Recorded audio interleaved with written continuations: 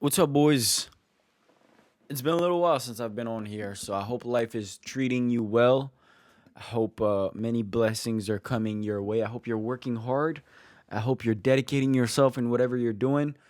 UFC 300 is this weekend, and there's not much hype to it. It feels like a pretty lacking fight week. I feel we're Sunday, right? So there's going to be much more content come in and stuff, but yeah, I was expecting more anticipation and expectations and drama, but there's not much going on. It feels like, every fight is still on. Hopefully, fingers crossed, knock on wood, every single fight is going to remain.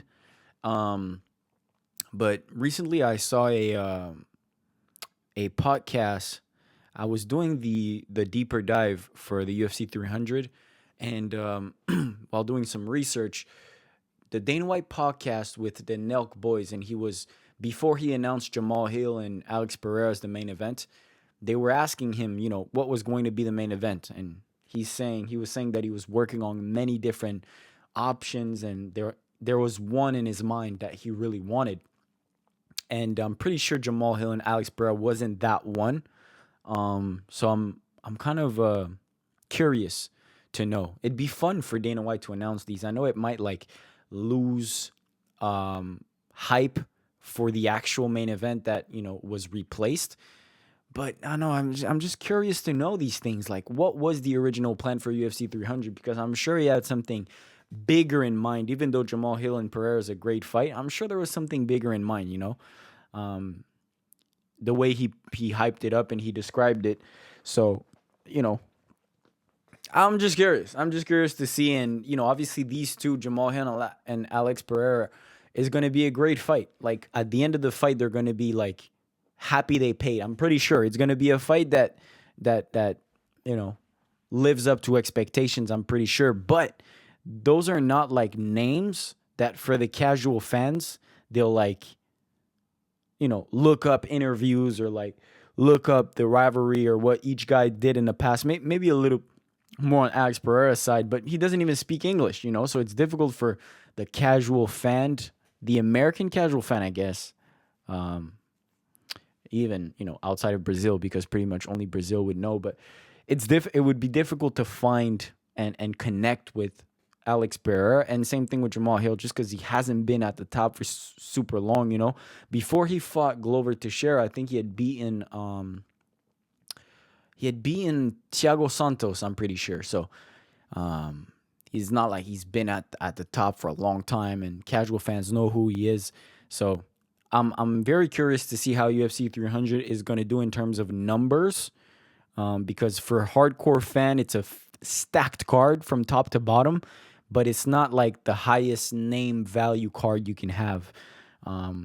So yeah, I guess those are my thoughts coming into UFC 300. I'll probably do a prediction in the coming days. I'll try to come up with some picks, but I'd like to take my time to figure out, do some research before, and not just say some dumb shit. So that'll be coming in a few days. But let's have a scroll on Reddit to see what happened this week. Obviously, we know the biggest story of the past few days, I think it happened yesterday, was this guy, Jon Jones, in the news again. Prime Jon Jones is back, and he's terrorizing a poor drug tester lady named Crystal. So, I mean, crazy story. Obviously, we don't have all the detail. We don't know. It feels like NBC or what was it? Is it NBC or CBC reported something wrong about him being arrested, because he wasn't actually arrested. He was, I think, Crystal, the woman that worked with the anti-doping program, went to the police to file a report, but that doesn't necessarily mean that Jon Jones gets arrested. There's a lot of stuff that goes into it. So at the end of the day, Jon Jones did get in some trouble.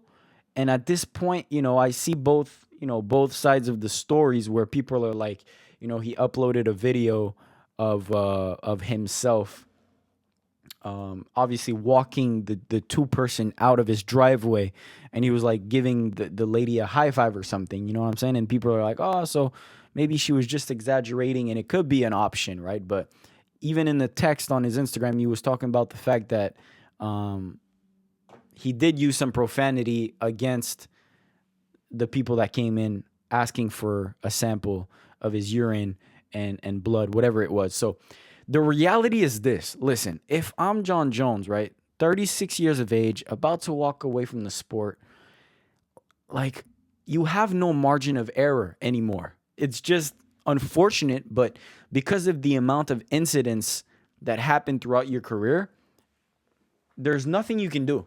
You know what I mean? There's no room for debate and arguments because people are obviously going to look at your career, what happened, what instant you've been linked to, and whatever small minor, even if he didn't do these things, the fact that he used profanity against the drug tester is already foul, and he can't even do the minor, like the step into doing something wrong, because at this point in time, you've done enough mistakes that you should learn this. I feel like at this point, if I was Jon Jones in his shoes, I just wouldn't talk. I get angry, I go away. I don't. Obviously, alcohol, drugs do. I don't know what it does to someone because I've never been, on these substances enough to understand what it do to you. But I don't know. I don't know if that's the cause, but I would just try to refrain from any type of confrontation with anybody, to be honest, at this point. Especially while I'm still in the UFC, like the UFC champion, trying to fight for a Stipe Miocic fight that nobody wants to see. Like, people are going to easily switch sides if you do something wrong, right? So in his shoes, I would just, like, do nothing. Don't say a word. Don't insult anybody. Not the drug tester, especially not the drug tester, but not the lady at Walmart, not the server that comes serves you food, not your family, not anybody that can, say anything about you, because unfortunately with, the amount of incident that he's been in, there's just no room for error. Everybody is going to say something with the smallest minor thing that happened. And in this situation, I mean, how can we even believe in coincidence anymore, for the amount of time that this happened and the amount of situation that he's been in? We would just be fools as fans and followers of this sport to just be like, oh, it's just another dumb thing. It didn't happen, right? Like, fool me once, shame on you. Fool me twice, shame on me. Like, this is really how it is. I think that's the quote. There's probably a fool me 3 times. But I think that's the J. Cole song, whatever it is. But yeah, as fans, at one point, we're just stupid and I don't want to say retarded too much, all right? I got like demonetized in my last video because I said retarded too many times. So I just said it 3 times now. I'll stop. All right. We're fools if we just keep on believing every single time that Jon Jones is an innocent man after like 20 times he's been, in some sort of incident. So yeah, especially drug related is just crazy. But yeah, I saw this post right before I started, and it was a little sad post, because it makes you realize that sometimes life is just not fair. DC is with his daughter, and UFC heavyweight champion Jon Jones is arrested. Now, this news was actually wrong. Jon Jones was talking about the fact that he was not arrested, but they definitely filed a lawsuit, or maybe not a lawsuit, but a report, of some incident happening while DC was supporting his daughter at a wrestling tournament or something like that. And even look at this comment right here. If this was a movie, DC would come out of retirement for one last shot at Jones and win. Life is not fair. Sometimes life ain't fair. Oh, sorry, you guys didn't even see this, but that's the comment right here. Beautiful comment, and makes you think about it sometimes. Is life fair? Do you guys believe in karma? It feels like Jones has lived, in his personal life, there has to be, I'm pretty sure he's lived his fair share of karma. Maybe not enough for us because he's still viewed as the greatest of all time, but I don't know. Maybe in the sport he hasn't, lived up to or like experienced his karma in the sport, but we don't know him as a personal being or like his personal life.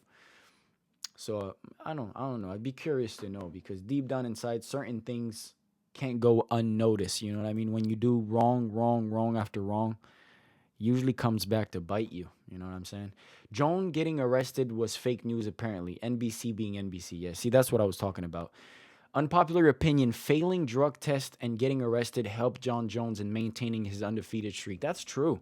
He was less active than other champions. You know what I'm saying? So for him to look at it like, I've been undefeated for this amount of years when he's been out for years on years, like with a suspension or with, a foul, a lawsuit or whatever it was incident after incident that made him unable to compete for long periods of time. This was 3 years off.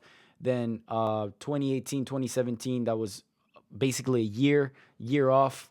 No, that's not a year off. July to December, that's like 6 months, 8 months, whatever. No, what am I talking about? December 2018, July 2017. That's a year and a half. That's a year and 4 months.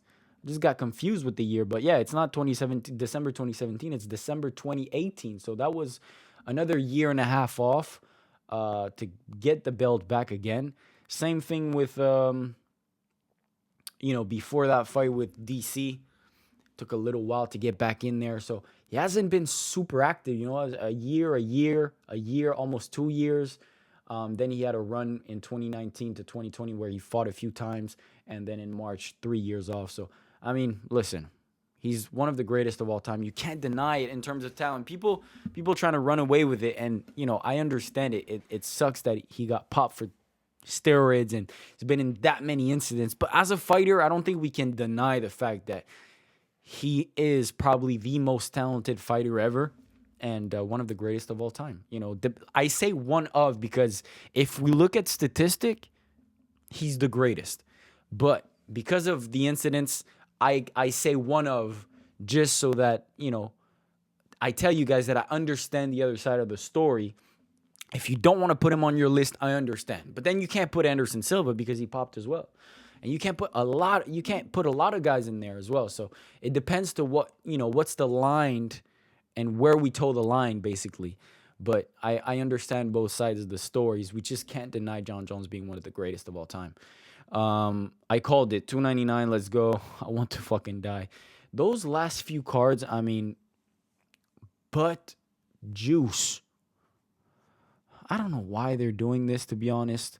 Maybe they just need to lessens the amount of great fight they put on pay-per-views and put some on the main event of fight nights, because I remember fight nights being super interesting, man. And I feel like they keep the sport running. We need important fight nights, for the hardcore fans that watch fights every single weekend. I feel like the UFC is now realizing, like, bro, we have so many hardcore fans nowadays that they'll just watch Manon Fiorot versus Aaron Blanchfield and Rose Namajunas versus Rebus and fucking Chris Curtis, even though that was a great fight. It's still like, bro, you're being lazy right now. And especially fights being in the Apex. I know people have been talking about this for a long time, but goddamn, UFC can do so much better. I don't know. Sometimes I feel they could do so much better. Are you jacking these kicks? The oblique? It's a good question. What do you guys think? I don't know, huh? I feel like, right?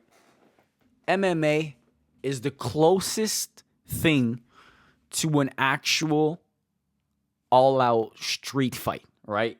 I mean, you can do pretty much anything outside of 12 to 6 elbow, poking somebody in the eyes, kicking in the nuts, and grabbing fences, probably, right? And that's what makes the sport very interesting to watch, because you put two guys in the octagon together and you're like, who's the toughest guy? That's what it is, really, right? You put two guys in the square ring and they're boxing. Do you really know who's the best fighter, or who's the best boxer, right? When you put two guys in a jiu-jitsu tournament, you know who's the best grappler out of the two, not who's the best fighter. When it comes to MMA, at the end of the fight, you will know who's the best fighter out of the two when it comes to an MMA competition, and that's why I like it. But obviously there's some lines, and that's why I'm saying this, because I think as many things allowed as possible makes the fight extremely realistic, and it doesn't leave any question or doubt at the end of the contest, which makes the sport very interesting.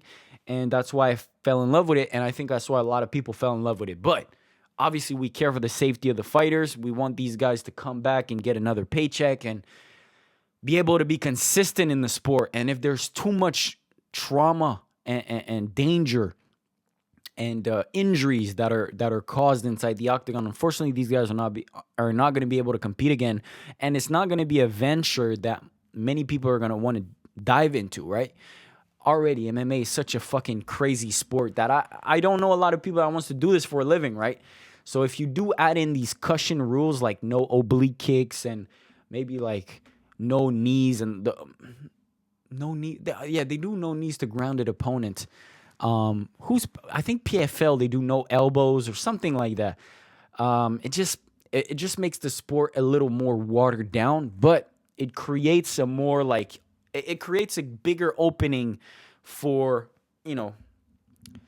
the regular guy to want to go into it. You know what I'm saying? And obviously, I see both sides of the stories, but when you see guys like this, Bukowskis, I think he tore his ACL there, and he won't be able to fight for at least a year. So it's just like it's sad to see, and I don't know. I don't have a definitive answer. I see both sides. I'm just a cornball who can't pick any fucking opinion. But it's really true. I see both sides. For now, I like the way it is. It's not like it's happening every single weekend. One thing that they can change, though, after that fucking Chris Weidman incident, is change the fucking gloves. How many times does eye pokes need to happen for the UFC to be like, let's just change the gloves? Like, what's keeping them? They can just change the format of the glove, but still keep the UFC. Like, you can buy any gloves. Like, go on Amazon right now, click on like 7-ounce or 4-ounce gloves, and you'll find like gloves that like have them figured out for the fingers to be on the inside of your palm. So I don't know why they just wait. It's such a, like Trevor Whitman, right? He came up with these gloves, and Justin Gaethje was backing them up. UFC are so stubborn sometimes that it just makes the sport sometimes unable to grow. But those are one thing that, like, it's such an obvious improvement to the sport if they do that. Such an obvious improvement, and so easy to do. Why not do it? No reason. No fucking reason at all. But yeah, when it comes to like eye pokes, it happens so much that at this point you're like, all right, we're not saying we're gonna fucking use boxing gloves for an MMA fight. It wouldn't make sense, but just try to find ways to improve it. Oblique kicks happens once in a while. It is what it is. If it happened every fucking fight, then yeah, maybe we'd look for a change. But for now, I think the number one priority would be change the fucking gloves so that there's not an eye poke in every single fight. Like, it's getting crazy. They should start an OnlyFans. Nobody cares about these two fighting. I can't believe they put this as the Ultimate Fighter. Like, again, what are the UFC doing? God damn, they're like botching the potential of so many amazing storylines and situations. Like Kobe versus Ian Gary would have been crazy. Anything. Why this? Why? Can't wait for the... Listen, Jones is a good kid. We'll see what happens. We'll figure this thing out. Absolutely. She's definitely going to say some shit like this. Dustin seemingly confirms the Islam fights. What do we think about this? Look, I'm the biggest Dustin Poirier fan of all time. I love Dustin Poirier to heart. I showed you guys my reaction when he beat Benoit Saint-Denis. But I feel a bit bad for Justin Gaethje, bro. I mean, he took the fight against Fiziev. He beat Poirier just this fight ago, and now he's taking a fight against Max Holloway. And let's say he wins this, he'll have to watch Poirier fight. I don't know. I think the UFC is waiting to see what happens at 300. And Poirier is putting this out right now to be a smart. You know, he's trying to be smart to put like some momentum behind this before Charles Oliveira fights with Arman and Justin against Gaethje. Justin with Gaethje, yeah, of course. Justin with Max Holloway. Because after 300, Poirier will have no argument for him to be the next guy in line, unfortunately, because if Armin wins, Armin has a bigger case because he just fought Oliveira and beat him, which Dustin couldn't do. And if Gaethje wins, obviously Gaethje has a bigger argument. Max Holloway wins. Max has low-key has a bigger argument because he just beat the guy who beat you. So, yeah, he needs to do this right now. The fight needs to be scheduled this week or it won't happen, in my opinion. Dumb. We don't care about this. Come on, guys. Video game, but it's real life.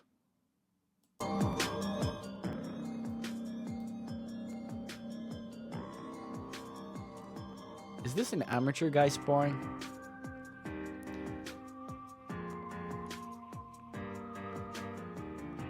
I feel like... Damn. It's just like...